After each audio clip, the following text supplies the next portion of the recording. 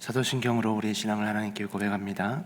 나는 전능하신 아버지 하나님, 전지의 창조주를 믿습니다. 나는 그의 유일하신 아들, 우리 주 예수 그리스도를 믿습니다. 그는 성령으로 잉태되어 동정녀 마리아에게서 나시고 본디오 빌라도에게 고난을 받아 십자가에 못 박혀 죽으시고 장사된 지 사흘 만에 죽은 자 가운데서 다시 살아나셨으며 하늘에 오르시어 전능하신 아버지 하나님 우편에 앉아 계시다가 거기로부터 살아있는 자와 죽은 자를 심판하러 오십니다. 나는 성령을 믿으며 거룩한 공교회와 성도의 교제와 죄를 용서받는 것과 몸의 부활과 영생을 믿습니다. 아멘. 우리 함께 찬송가 208장 함께 찬양 부르시겠습니다.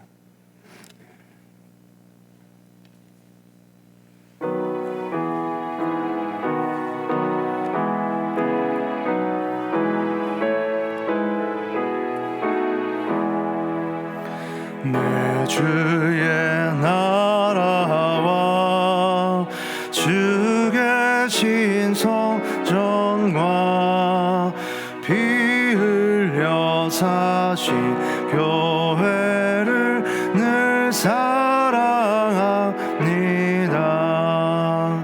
내 주의 교회는 전성과 같아서 눈동자같이 아끼사 늘 보호하시네.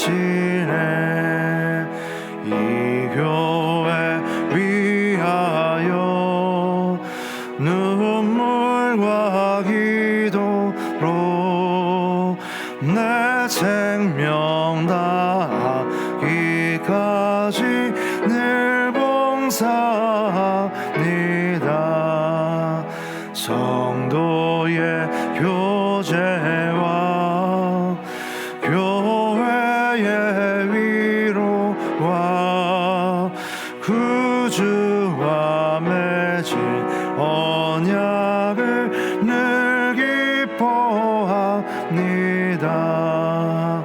하늘의 영광과 베푸시는 내가 진리와 함께 영원히 시온에 넘치네. 아멘. 오늘 우리에게 주시는 하나님의 말씀은 고린도후서 12장 11절에서 21절까지의 말씀입니다. 고린도후서 12장 11절에서 21절까지의 말씀 한 절씩 교독 후 마지막 절은 합독하도록 하겠습니다. 내가 어리석은 자가 되었으나 너희가 억지로 시킨 것이니 나는 너희에게 칭찬을 받아야 마땅하도다. 내가 아무것도 아니나 지극히 크다는 사도들보다 조금도 부족하지 아니하니라. 사도의 표가 된 것은 내가 너희 가운데서 모든 참음과 표적과 기사와 능력을 행한 것이라. 내 자신이 너희에게 폐를 끼치지 아니한 일밖에 다른 교회보다 부족하게 한 것이 무엇이 있느냐.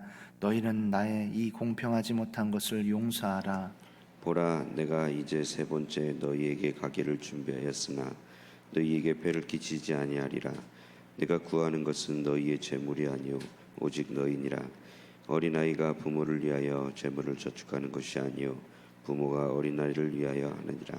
내가 너희 영혼을 위하여 크게 기뻐함으로 재물을 사용하고 또 내 자신까지도 내어 주리니 너희를 더욱 사랑할수록 나는 사랑을 덜 받겠느냐.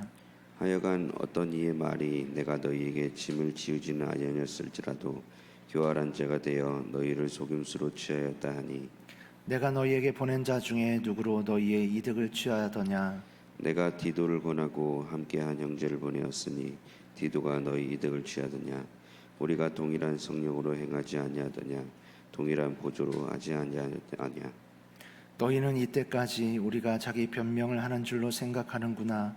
우리는 그리스도 안에서 하나님 앞에 말하노라. 사랑하는 자들아, 이 모든 것은 너희의 덕을 세우기 위함이니라. 내가 갈 때에 너희를 내가 원하는 것과 같이 보지 못하고 또 내가 너희에게 너희가 원하지 않은 것과 같이 보일까 두려워하며 또 다툼과 시기와 분냄과 당치는 것과 비방과 수군거림과 거만함과 혼란이 있을까 두려워하고 함께 읽습니다. 또 또 내가 다시 갈 때에 내 하나님이 나를 너희 앞에서 낮추실까 두려워하고 또 내가 전에 죄를 지은 여러 사람의 그 행한 바 더러움과 음란함과 호색함을 회개하지 아니함 때문에 슬퍼할까 두려워하노라. 아멘. 기도하겠습니다. 좋으신 아버지 하나님, 은혜를 감사합니다. 지난 간밤에도 저희들을 주님 품 안에서 편히 쉬게 해주시고 또 이 새벽에도 저희들을 주 앞에 불러주심을 감사합니다. 물을 떠난 고기가 살 수 없음 같이 저희가 주의 은혜가 없이는 살 수 없음을 고백합니다. 이 새벽에도 말씀과 기도 가운데 저희들을 만나주시며 주의 성령으로 충만케 하여 주옵소서. 저희들에게 기도의 영을 부어주시고 또 마땅히 기도할 것들로 간구할 수 있게 하여 주옵소서. 주님께 감사의 예물을 올려드립니다. 또 1,000번째 예물과 구역 예물을 드립니다. 하나님 아버지, 믿음으로 또 순종으로 감사함으로 드리는 예물을 주님께서 기뻐 받으시고 약속하신 하늘의 복과 땅의 복으로 충만하게 채워 주옵소서. 주의 은혜로 종의 가정들을 형통케 해주시며 그 자녀들을 축복하여 주옵소서. 예수님의 이름으로 축복하며 기도하옵나이다. 아멘. 이 새벽에도 주의 은혜와 축복이 함께 하시기를 축원합니다. 이제 사도 바울은 이제 고린도 교회를 이제 개척을 했습니다. 그리고 이제 고린도 교회를 떠난 후에 이제 고린도 교회로부터 이제 여러 가지 이제 아픈 소식을 듣게 되죠. 그것은 이제 고린도 교인들 사이에 이제 분쟁이 있었던 것이고 또 고린도 교인들이 믿음에 합한 그런 이제 생활을 하지 못하는 그런 모습 때문에 가슴이 아팠습니다. 근데 이제 무엇보다 이제 사도 바울이 고린도 교인들한테 가슴이 아팠던 것은 고린도 교인들 가운데 사도 바울을 비난하는 얘기 때문에 그런 것이죠. 그런 사도 바울에 대한 그 신뢰를 비난하는 것은 그들의 믿음의 근간을 흔드는 거기 때문에 사도 바울이 걱정을 했던 것입니다. 왜냐하면 하나님은 바울을 통해서 고린도 교인들에게 복음을 전했는데 그 바울을 흔들어 버리게 되면 이제 바울이 전한 복음 자체가 흔들리게 되는 것이죠. 그래서 이제 바울은 고린도 교회를 향해서 적극적으로 이제 자신의 사도됨을 이제 변호하게 된 것입니다. 이제 그것이 지금 이제 우리까지 쭉 이제 보게 된 이제 그런 내용이고 오늘 이제 고린도서 12장 이 마지막 부분에서 이제 사도 바울이 지금까지 한 얘기를 이제 마무리하는 이제 그런 내용이 이제 오늘 말씀인 것입니다. 자, 이제 11절 가서 보겠습니다. 내가 어리석은 자가 되었으나 너희가 억지로 시킨 것이다. 여기서 말하는 이제 사도 바울이 어리석은 자가 됐다는 얘기는 자기 자랑을 한 것이죠. 사도 바울은 자기를 자랑하는 것을 어리석다고 본 거예요. 그래서 내가 어리석은 자가 되었으나 내가 지금까지 사도 바울이 자기 변명을 위해서 이제 여러 가지 얘기를 한 것이죠. 심지어는 이제 천국 갔다 온 3층 천에 갔다 온 이야기까지 한 것입니다. 근데 사도 바울은 이것이 어리석은 것이다 이렇게 이제 얘기를 했어요. 내가 어리석은 자가 되었으나 너희가 억지로 시킨 것이다. 그러니까 이제 그들이 바울은 그런 능력도 없다, 체험도 없다, 뭐 실력이 없다, 이제 이런 이제 비난하는 자들이 있었기 때문에 바울이 그렇지 않다 하는 것을 보여주기 위해서 이제 얘기를 하다 보니까 이제 얘기를 하게 된 거죠. 그래서 너희가 억지로 시킨 것이다. 이렇게 이제 표현한 것입니다. 나는 너희에게 칭찬을 받아야 마땅하도다. 내가 아무것도 아니나 지극했다는 사도들보다 조금도 부족하지 아니하다.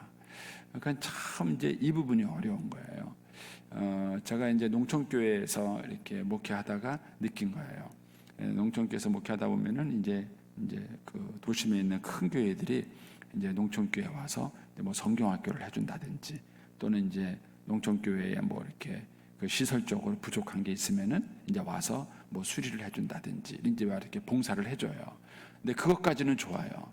근데 이제 그분들이 와서 이렇게 섬기면서 봉사할 때 가만히 보면은요, 자기들의 믿음은 굉장히 크고 농촌교회에 있는 성도들의 믿음은 굉장히 못한 걸로 알더라고요.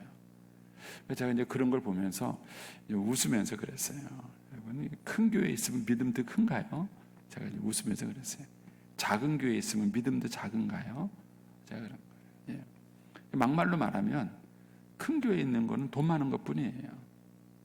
작은 교회에 있기 때문에 재정적인 어려움이 있는 것뿐이지 믿음이 작은 것은 아니에요. 근데 이제 사람들이 잘못 평가하면 자기들은 대형 교회에 있으니까 믿음도 큰 대형 믿음인 줄 알아요. 예. 유명한 목사님 밑에서 신앙생활하니까 자기 믿음도 그 목사님 믿음인 줄 알아요. 그럼 목사님 믿음이 여러분의 믿음이 아니에요. 예. 그러니까 사람들이 착각하는 거예요. 그래서 큰 교회에 있다든지 또는 유명하신 목사님 밑에서 자기가 신앙생활하면 자기 믿음도 큰 줄 알고 또 자기 믿음도 그 목사님 믿음만큼 큰 줄 알아요. 대단한 착각인 것이죠. 그런데 이것뿐만 아니라 성도들이 이제 목사님들을 대할 때도 그렇게 대해요.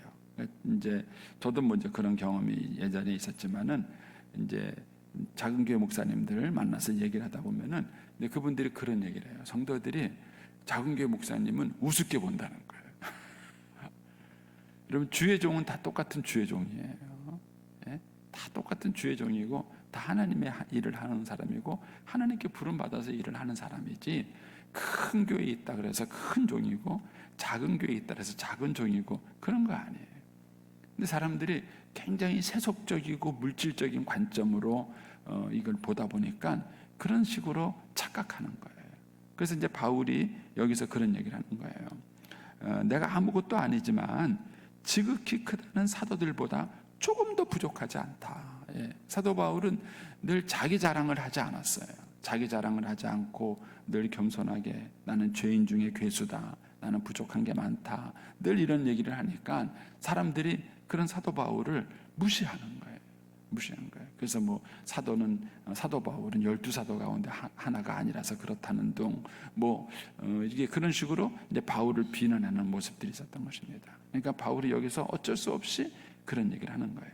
나는 아무것도 아니지만 지극히 크다는 사도들보다 조금 더 부족하지 않다, 이런 말이 있습니다.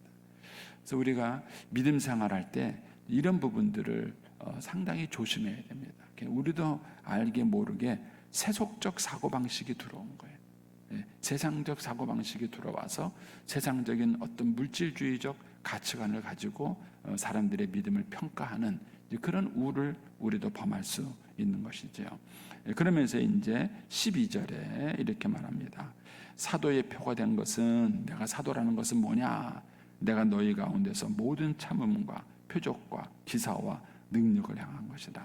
저는 이제 이것을 보면서 참 이제 목회자로서 도전이 돼요. 사실은 뭐 이 고린도후서 이 부분은 이제 목회자로서의 좀 마음이 많이 부담스러운 내용인데, 사도 바울은 자기가 사도가 된 증거가 뭐냐, 그걸 무슨 요즘으로 말하면 이제 무슨 뭐 대학교 졸업장이라든지 뭐 박사학위라든지 뭐 이런 걸 가지고 내가 사도의 표가 됐다, 이렇게 말하지 않는 거예요. 사도의 표가 된 것은 뭐냐? 모든 참음과 표적과 기사와 능력을 고린도 교회 안에서 행한 거예요.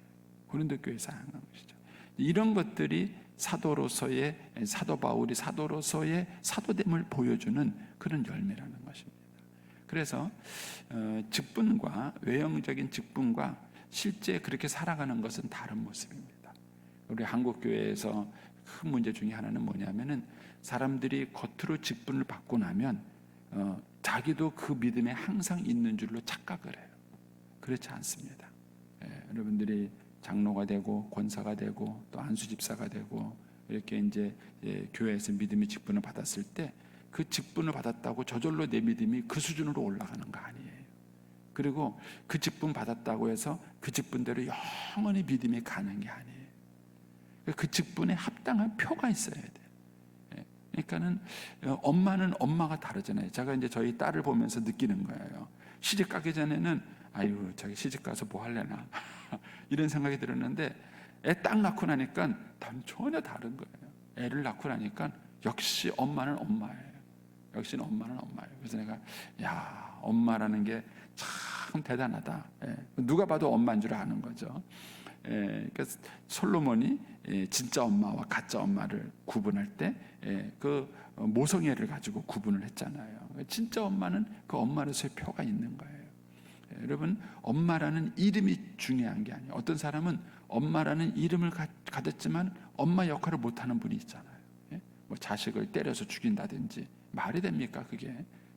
그런데 그런 일들이 우리 사회에 일어나는 것이죠. 엄마라는 이름은 가졌지만 엄마로서의 자격이 없는 것이죠. 교회의 직분도 마찬가지입니다. 여러분들이 교회의 직분을 가졌다 그래서 저절로 그 직분을 가진 것만 가지고 직분자가 되는 게 아니에요. 그 직분을 가졌다면 그 직분을 가진 것에 걸맞는 표가 있어야 돼요. 그 표가 없다면 직분자가 아닌 거예요. 우리끼리 하는 얘기지만 그렇지 않은 거예요. 제가 성도들한테 부담 주지 않기 위해서 제가 이제 저는 신앙생활을 자원함으로 기쁨으로 하길 바라기 때문에 여러분에게 그런 부담을 주지는 않지만 그런 거예요. 적어도 교회의 항존직이라면 예배를 빼먹으면 안 돼요. 예배를 빼먹으면서 어떻게 교회 항존직이라고 할 수 있겠습니까? 어떻게 새벽 기도도 빼먹고 11조를 빼먹고 그러면서 어떻게 항존직이라고 할 수 있겠어요? 항존직을 하지 말아야죠. 나 못합니다. 그래야죠. 그러는데도 항존직을 하는 거예요. 그러니까 이런 것들이 우리가 가지고 있는 부분에 대해서 부족한 부분들이 참 많아요. 그런데 부족하다고 느껴야 되는데 본인은 부족하다고 안 느끼는 거예요. 전혀 부족하다고 느끼지 않는 거예요. 그러니까는 사도 바울이 말한 것처럼 우리의 사도된 표가 뭐냐, 직분자가 된 표가 뭐냐 이런 거예요. 내가 정말 하나님 앞에서 이런 직분자가 된 표가 뭐냐. 그래서 사도 바울은 그거를 내가 너희 가운데서 모든 참음, 사도로서의 그 사명을 감당하기 위해서 인내로 그들을 섬긴 거죠. 그리고 표적과 기사와 능력을 행한 것, 이런 것들이 내가 사도된 표적이다 이렇게 말하면서 얘기합니다. 그리고 이제 13절에 가서 이런 얘기하죠. 내 자신이 너희에게 폐를 끼치지 아니한 일밖에 다른 교회보다 부족하게 한 것이 무엇이느냐. 그러니까 사도 바울은 다른 교회를 섬기는 것과 고린도 교회를 섬기는 것 가운데 하등의 부족함이 없었어요. 근데도 다른 교회들은 사도 바울의 사도성을 의심하지 않고 사도 바울을 존경하고 잘 따랐는데 유독 고린도 교회만 사도 바울의 사도성을 의심하고 공격을 한 거예요. 그러니까 사도 바울이 답답한 마음에 그런 얘기를 한 거예요. 내가 개척한 수많은 교회들이 있는데 그 모든 교회들에 비해서 내가 너희들에게 못해준 게 뭐가 있냐 이거예요. 그래서 고린도 교회에 못해준 게 하나 있어요. 그게 뭐냐면은 바울은 고린도 교회에 물질적인 폐를 끼치지 않았어요. 그들의 믿음이 없는 것을 알고는 오히려 사도 바울은 마게도냐 지역에 있는 빌립보나 베레아나 데살로니가 교회로부터 선교 후원금을 받았어요. 이제 그들에게 오히려 물질적인 후원을 받을지언정 고린도 교인들한테는 그런 물질적인 신세를 지지 않은 것이죠. 오히려 부족하다면 그게 부족한 것이다 이렇게 바울은 얘기하는 거죠. 어떻게 보면은 살짝 비꼰 얘기죠. 그래서 13절에 내 자신이 너희에게 폐를 끼치지 아니한 일밖에 다른 교회보다 부족한 게 무엇이 있느냐. 너희는 나의 이 공평치 못한 것을 용서하라. 바울이 이제 고린도 교인을 책망하듯이 얘기한 것입니다. 그래서 14절에 보라 내가 이제 세 번째 너희에게 가기를 준비하였으니. 그렇죠? 바울은 이미 2번 고린도 교회를 방문했습니다. 한 번은 뭐죠? 개척하기 위해서. 또 한 번은 이제 고린도 교회를 바로잡기 위해서 갔고 지금은 이제 앞으로 세 번째 가려고 준비하는 것이죠. 보라 내가 이제 세 번째 너희에게 가기를 준비하였으니 너희에게 폐를 끼치지 아니하리라. 사도 바울은 자꾸 고린도 교인들 가운데는 그렇게 말하는 사람들인 거예요. 사도 바울의 물질의 욕심이 있어서 너희들을 만나러 오는 것이다. 그런 욕심을 가지고 너희를 대하는 것이다. 그렇게 이제 바울을 비난하는 사람들이 있었던 것이죠. 그래서 이제 바울이 내가 너희에게 가는 것은 너희에게 무슨 폐를 끼치려고 가는 것 아니다. 물질적인 신세를 끼치려고 하는 것이다. 이렇게 말하죠. 내가 구하는 것은 너희의 재물이 아니라 오직 너희다. 참 이런 걸 보면은 참 목자의 마음을 알 수 있는 것이죠. 내가 구하는 것은 재물이 아니라 너희들 자신, 너희들의 영혼을 구하는 거고 너희들이 믿음 안에 바로 서는 것을 사도 바울이 구하는 것이다. 이렇게 얘기를 하는 것이죠. 그렇죠? 부모가 자식을 키운 목적이 자식 키워서 떼돈 벌라 그러세요? 만약에 그렇다면은 부모가 아니죠. 부모가 자식을 키운 목적이 뭐예요? 자식에게 재물을 요구하는 것이 아니라 자녀 그 자체를 원하는 것이죠. 그 얘기를 하는 겁니다. 내가 구하는 것은 너희의 재물이 아니라 오직 너희다. 어린이가 부모를 위하여 재물을 저축하는 것이 아니고 부모가 어린아이를 위하여서 하는 것이다. 이러는 거예요. 근데 현대 사회에 위기가 있다면 이 물질 만능주의가 판을 치면서 목회자도 재물에 더 눈이 어두운 경우가 많다는 거예요. 이런 것들이 이제 오늘날 교회의 위기라고 할 수 있겠습니다. 15절에 가면 내가 너희 영혼을 위하여 크게 기뻐함으로 재물을 사용하고 또 내 자신까지도 내어주리니 너희를 더욱 사랑할수록 나는 사랑을 덜 받겠느냐. 저는 이제 목회자로서 이제 도전을 받아요. 사도 바울이 고린도 교회를 해서 열심히 목회를 했는데 자기가 가진 재물을 다 쏟아부은 거예요. 다 쏟아붓고 심지어는 자기 자신까지도 자기의 생명까지도 고린도 교회를 위해서 쏟아놓은 것이죠. 이게 목회자의 진짜 모습이죠. 그래서 내가 너희를 더욱 사랑할수록 나는 덜 사랑을 받겠느냐 이렇게 얘기를 하는 것입니다. 16절에 하여간 어떤 이의 말이 내가 너희에게 집을 지우지는 아니하였을지라도 교활한 자가 되어 너희를 속임수를 취하였다. 여기서 말하는 어떤 이는 사도 바울을 비방하는 사람들이에요. 그 비방하는 사람들을 뭐라고 비방하느냐? 사도 바울이 겉으로는 안 그런 척하면서 아주 교활하게 속임수를 써가지고 사실은 고린도 교인들한테 물질적인 그런 착취를 하고 있다. 이렇게 이제 바울을 비난하고 있는 것이죠. 근데 거기에 대해서 이제 바울이 또 다시 얘기를 하는 겁니다. 17절에 내가 너희에게 보낸 자 중에 누구로 너희의 이득을 취하다냐. 이러면서 이제 뭐 바울은 정직했는데 바울이 보낸 사람들이 정직하지 않았다. 뭐 이렇게 이런 비난이 있는 거예요. 그렇게 비난을 해서 그래서 바울이 자기는 도둑질 안 했을지 모르겠지만 바울이 보낸 사람을 통해서 도둑질을 했다. 뭐 이런 식으로 이제 비난하는 거죠. 거기에 대해서 바울이 얘기하는 것입니다. 그래서 18절에 내가 디도를 권하고 함께한 한 형제를 보내었으니 우리가 이제 지난번에 봤죠. 디도도 보내고 또 다른 형제들을 보냈습니다. 내가 디도를 권하고 함께한 형제를 보내었으니 디도가 너희의 이득을 취하더냐 이렇게 물어. 디도가 너희의 이득을 취하더냐. 그러니까 사도 바울과 함께한 동역자들은 다 바울과 동일한 마음을 갖고 있었던 거예요. 바울과 동일한 마음. 그래서 같이 사역을 한 것입니다. 우리가 동일한 성령으로 행하지 아니하더냐, 동일한 보조로 하지 아니하더냐 하는 거예요. 이게 참 어렵죠. 그래서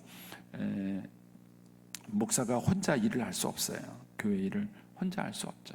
그러니까 이제 동역자가 필요하고 이제 직분자들이 필요한 것입니다. 그런데 그 동역자와 직분자가 과연 목회자와 똑같은 마음을 가지고 일을 하느냐. 그러니까 일반 사회를 말하면 직원들이 사장하고 똑같은 마음을 가지고 일을 해준다면 그 회사는 잘 되겠죠. 그런데 이제 직원들은 사장처럼 일하지 않아요. 사장처럼 일하지 않죠. 근데 이제 직원들이 사장과 똑같은 마음을 가지고 일을 한다면 얼마나 좋겠어요. 여기서 이제 그런 얘기를 하는 것이죠. 우리가 동일한 성령으로, 동일한 보조로, 같은 성령의 인도하심을 따라서 또 하나님께 주시는 같은 마음을 가지고 사역을 한다 하는 것이죠. 그래서 여러분들이 기도를 많이 해주세요. 저희 교회는 그래도 참 감사한 게 우리 부목사님들이 저하고 참 그렇게 마음을 맞춰서 동역을 많이 해줘요. 참 감사하죠. 근데 많은 교회에서 담임 목사와 부목사 사이를 이렇게 이간질 시키는 사람들이 참 많아요. 근데 교회 그 목회자들 스스로도 그렇게 조심하지 못할 때가 많고, 목회자 스스로 담임 목사도 부목사를 못 믿고 또 부목사도 담임 목사를 못 믿고, 그러다 보니까는 담임 목사 부목사 사이가 서로 하나가 되지 못해요. 또 교인들도 그 목회자 사이로 왔다 갔다 하면서 또 이제 이간질하는 그런 분들이 계세요. 여러분들은 절대 그러지 마세요. 여러분들에게 유익이 되지 않습니다. 그래서 이제 저는 이제 우리 목사님들하고 같이 일하는데 어쨌든 우리 목사님들이 저랑 같은 한 마음으로 일을 해줘요. 한 마음으로. 제 기대에 차지는 못해요. 그래도 저랑 동일한 마음으로 같이 일을 해주셔서 너무 감사해요. 근데 성도들도 이런 마음이 이제 필요한 것이죠. 동일한 마음과 같은 보조를 가지고 일어난다. 제 꿈은 구역장 강사님들이 저하고 똑같은 마음을 가져주는 거예요. 그러면은 교회가 정말 멋있을 것 같아요. 그런데 구역장 강사들이 담임 목사와 같은 마음을 가질까요? 쉽지 않아요. 쉽지 않습니다. 이제 지난주에 이제 1대1 제자 양육 끝났어요. 그러니까는 사실 쉽지 않죠. 주일 예배 드리고 오후 예배 드리고 이제 쉬어야 될 시간에 또 공부를 한다는 게 얼마나 어려워요. 얼마나 어려워요. 근데 저도 죽겠어요. 저도 1, 2, 3부 예배 드리고 그 다음에 또 저도 오후 예배 드리고 그 다음에 또 하잖아요. 근데 저는 한 번도 힘들다고 말해본 적이 없어요. 불평해 본 적이 없어요. 그게 담임 목사예요. 담임 목사예요. 근데 이제 성도들은 목사님 너무 힘들어서 어려워서 그런 얘기를 해요. 이해를 하죠. 일주일 동안 직장 생활하고 와서 토요일 날하고 주일 날 유일하게 쉬는 날인데 그날 또 와서 또 뭐 하라 그러니까는 그 힘들지 않겠어요. 힘든 거 당연히 이해하죠. 왜 힘들지 않겠습니까? 그런데 부모하고 자식하고 차이인 거예요. 부모. 저희 딸도요 그렇게 잘해도요 저희 집에만 오면 엄마한테 밀어. 엄마. 그래가지고 얼마나 웃긴지 몰라요. 이게 아침에 이제 손녀가 깨요. 손녀가 깨면은 집에 있을 때는 어떻게 했을까요? 자기가 챙겨야죠. 그런데 손녀 딱 깨면은 알아야 할머니한테 가라 이래요. 할머니한테 가라 그래요. 그러면 이제 자기들 말을 할머니 찬스래. 할머니 찬스. 할머니한테 가라. 그럼 할머니는 안 자요? 할머니도 자야 될 거 아니에요. 그런데 이제 하여튼 새벽에 깨면은 할머니한테 가면 그럼 할머니는 또 안 자고 놀아줘요. 애하고 또 놀아주고 막 그렇게 해요. 그래서 엄마보다 할머니가 낫다. 이게 이제 어떤 마음을 가지고 있느냐는 거예요. 어떤 마음을 가지냐.